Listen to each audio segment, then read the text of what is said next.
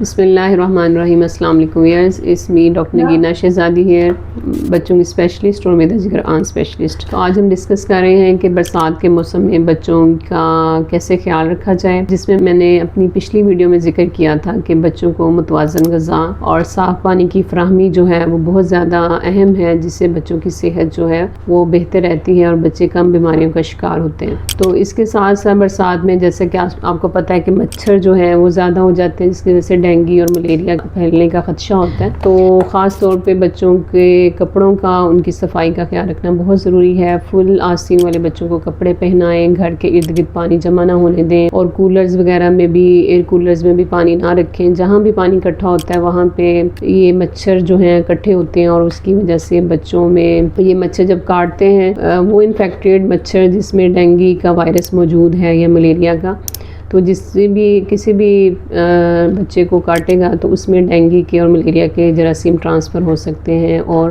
بچوں کو ملیریا اور ڈینگی ہونے کے چانسز ہو سکتے ہیں. تو اسی طرح پانی کی صفائی بہت زیادہ امپورٹنٹ ہے، جس میں آپ نے پانی کو بوائل کرنا ہے، ابلا ہوا اور فلٹر شدہ پانی استعمال کرنا ہے، بچوں کی صفائی کو دیکھنا ہے، اور سب سے امپورٹنٹ جو ہے وہ متوازن غذا ہے، جس میں پراپر پورشن جو ہے اس میں مچھلی ہے، چکن ہے، دالیں ہیں، اور نٹس کا پورشن بہت امپورٹنٹ ہے، جس میں بادام ہے اور اخروٹ ہے، جس میں اومیگا 3 فیٹی ایسڈز ہوتے ہیں اور بچوں کی قوت مدافعت کو بڑھانے میں ہیلپ دیتے ہیں. اسی طرح جو ہے آپ کو پتہ ہونا چاہیے کہ بچے میں کون سی ایسی علامات ہیں جب آپ نے بچے کو لے کے کسی ڈاکٹر سے رجوع کرنا ہے.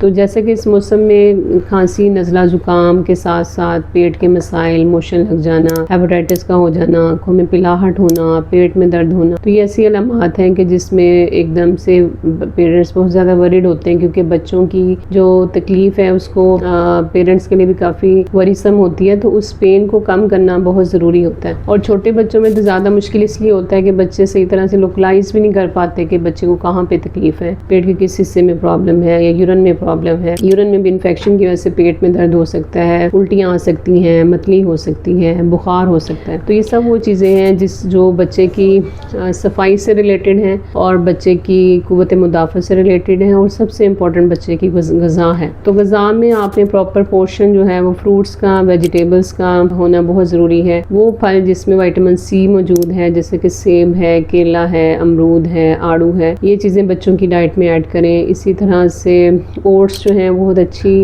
غذا ہے، بچے کو ناشتے میں آپ دے سکتے ہیں. ابلا ہوا انڈا ناشتے میں آپ استعمال کروا سکتے ہیں. روٹی یا چاول کا کوئی بھی ایک پورشن آپ دوپہر کے کھانے میں اور رات کے کھانے میں استعمال کریں. رات میں کوشش کریں کہ پروٹینز کا کوئی نہ کوئی پورشن ایڈ ہونا چاہیے، جس میں چکن یا فش ہے اس کا ایک پیس ہو، یخنی یا سوپ بنا کے بچوں کو دیا جا سکتا ہے. اور اسی طرح دودھ اور دہی کا استعمال جو کہ تازہ ہونا چاہیے اور فریش ہو، اور اس میں جو پانی ہو وہ ملاوٹ شدہ نہ ہو، گندا پانی استعمال نہ کیا ہو جس میں جرمز ہوں، کیونکہ بچوں کے جو پیٹ کے مسائل ہیں زیادہ تر وہ گندے پانی کی وجہ سے، صفائی کا خیال نہ رکھنے کی وجہ سے، اور نہ دھونے کی وجہ سے دیکھنے میں آتے ہیں. اسی طرح بچوں کی نیند اور آرام کا بھی خیال رکھنا بہت ضروری ہے. چھوٹے بچوں کی کم از کم 8 سے 10 گھنٹے کی نیند جو ہے وہ پراپر ہونی چاہیے، جس سے بچے کی قوت مدافعت بہتر ہوتی ہے. اسی طرح سے بچوں کی جو دماغی یا ذہنی سرگرمیاں ہیں ان کو بہتر کرنا چاہیے. اس کے لیے اسپیشل کوالٹی فیملی ٹائم ہونا چاہیے. ذہنی جو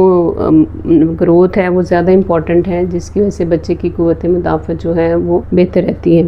اور اس کے علاوہ پلے ٹائم ہونا چاہیے بچوں کے لیے، کوئی سرگرمیاں ہونی چاہیے جس میں وہ ایکسرسائز کریں، سائیکلنگ کریں. بچوں کا اسکرین ٹائم کم کیا جائے، موبائلز کو، اس طرح کے گیجٹس کو دور رکھا جائے، اور جس سے بچے کی فزیکل ایکٹیویٹی ہو. اس سے بھی بچوں کے پیٹ کے جو امراض ہیں، خاص طور پہ قبض اور پیٹ میں درد وغیرہ، اس سے آپ کے اندروں کی موومنٹ بہتر ہوتی ہے اور بچوں کی نشو و نما جو ہے وہ بہتر ہونا شروع ہو جاتی ہے. اسی طرح سے آپ نے جو کولڈ ڈرنکس ہیں اور جو زیادہ جنک فوڈ ہے، جو زیادہ شوگر کنٹیننگ آئٹمس ہیں، ان کو منیمائز کرنا ہے. بیکری کے آئٹمس کو کم کرنا ہے. کہ بچوں کو جتنی بیماریاں ہیں جن کی ویکسین موجود ہے ان کا پراپر پاکستان میں EPI شیڈیول موجود ہے، اور وہ والی ویکسین آپ بچوں کو پراپرلی ان کے ٹائم کے ساتھ لگوائیں، اور جو نہیں اویلیبل وہ آپ پرائیویٹلی بھی لگا سکتے ہیں. تھینک یو سو مچ. اللہ حافظ.